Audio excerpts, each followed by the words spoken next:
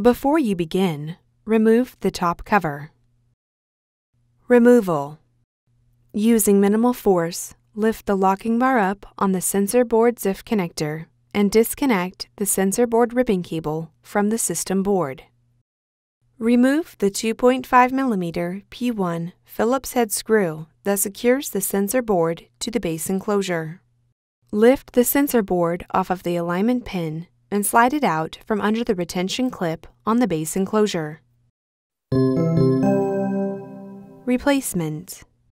Tow the sensor board under the retention clip on the base enclosure and lower it onto the alignment pin. Replace the 2.5mm P1 Phillips-head screw that secures the sensor board to the base enclosure.